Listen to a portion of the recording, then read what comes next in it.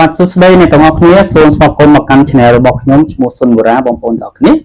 ថ្ងៃនេះខ្ញុំមានវីដេអូមួយបងប្អូនទាំងអស់គ្នាចង់លើកមកចែកម្លែកចែកជូនបងប្អូនទាំងអស់គ្នាទាក់ទងនឹងការតាំងរូបភាពនៅលើទូរស័ព្ទដៃ iPhone ណាបងប្អូនទាំងអស់គ្នាហើយមួយវិញទៀតខ្ញុំជឿថាបងប្អូនមួយចំណាយធំដែលគាត់អាចចេះធ្វើហើយមួយចំណាយតូចទៀតដែលគាត់អត់តន់ចេះធ្វើគាត់អាចមើលវីដេអូរបស់ខ្ញុំទៅបងប្អូននឹងចេះធ្វើទាំងអស់គ្នាអញ្ចឹងណាបងប្អូនទាំងអស់គ្នា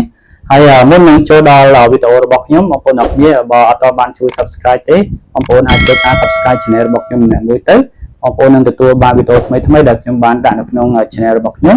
បងប្អូននឹងទទួលបានវាមុនគេអញ្ចឹងណាបងប្អូនអរគុណអូខេអ្នកទាំងអស់គ្នាពេលដែលយើងបើកទូរស័ព្ទមកវានឹងចេញបែបនេះអ្នកទាំងអស់គ្នាគ្រាន់តែស្គាល់លើ screen នេះឲ្យជាប់រួចហើយអ្នកទាំងអស់គ្នាចុចសញ្ញាបូកនៅខាងក្រោមនេះពណ៌ខៀវនេះចុចមករួចហើយបងប្អូនចុចពាក្យថា Photoរួចហើយបងប្អូនចុចពាក្យថា All នៅខាងលើនេះបន្ទាប់មកបងប្អូនរើសរូបភាពអូខេខ្ញុំសូមរើសរូបភាពរបស់ខ្ញុំមួយអូខេចាំមក plate អូខេហើយខ្ញុំស៊ូមវាសិនបងប្អូនអរគ្នាស្រីស្រង់វាឲ្យបានស្អាតសិន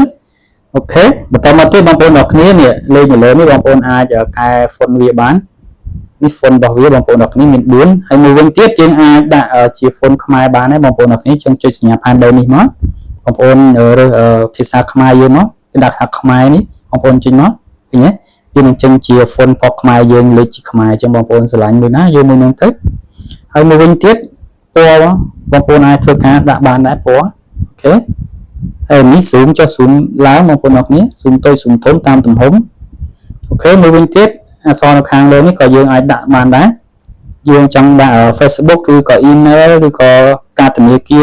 របស់យើងអាចដាក់បានបងប្អូនអរគ្នាចឹងខ្ញុំសូមដាក់ Facebook ចុះដើម្បីបង្ហាញបងប្អូនអរគ្នារួចហើយបងប្អូនអរគ្នាធ្វើការចុច add អូខេវាចេញមកបែបនេះបងប្អូនវាសួរយើងឲ្យយើងរើសមួយណាវាមានថា set as wallpaper here ហើយមួយទៀតវាដាក់ថា customize home screen បើបងប្អូនយកអាទី1នេះមានន័យថាទាំង screen ទាំង home screen វានឹងរូបតែមួយអូខេបងប្អូនអរគ្នាចឹងបងប្អូនទាំងអស់គ្នាចង់ដាក់ lock screen ផ្សេង home screen ផ្សេងបងប្អូនរើសខាងក្រោមនេះអូខេ customize home screen នេះមកអូខេអានេះជា home screen របស់យើងអូខេបងប្អូនត្រូវការដាក់រូបភាពឲ្យខុសពី lock screen ចឹងបងប្អូនចុះយករូបភាពនៅខាងក្រោមនេះពាក្យថា photo នេះបងប្អូនចុចមកចឹងចេញមកបែបនេះបងប្អូនចូលកន្លែង all នេះម្ដងទៀតមកអូខេរួចហើយបងប្អូនរើសរូបភាពមកឲ្យខុសគ្នាមកអូខេខ្ញុំសូមដាក់រូបភាពនេះមួយទៀតចុះចាំមើលថាវាចេញមកបែបណាអូខេនេះបងប្អូនអរគ្នាចេញមកបែបនេះបងប្អូនអរគ្នាធ្វើការ zoom ទៅឆ្លាញ់ទំហំប៉ុណ្ណាស្រីស្រង់មកអូខេរួចហើយបងប្អូនចុចពាក្យថា done នៅខាងលើនេះអូខេចុចមកអូខេចាំមក plate នេះបងប្អូនអរគ្នាឃើញអត់យើងបាន home screen រូបផ្សេងទៀតហើយរួចហើយបងប្អូនអរគ្នាបន្តមកទៀតយើងចុចពាក្យ done នេះមកអូខេរួចហើយបងប្អូនចុចមកលើ lock screen ហ្នឹងមកអូខេចឹងបងប្អូន scroll វាឡើងទៅលើមកនឹងឃើញ home screen របស់យើងមានរូបផ្សេងមួយទៀតដែលឃើញឲ្យបងប្អូនអរគ្នាចឹងការធ្វើវីដេអូរបស់ខ្ញុំមានតែប៉ុណ្ណឹងចឹងសង្ឃឹមថាបងប្អូនទាំងគ្នាអាចធ្វើបាន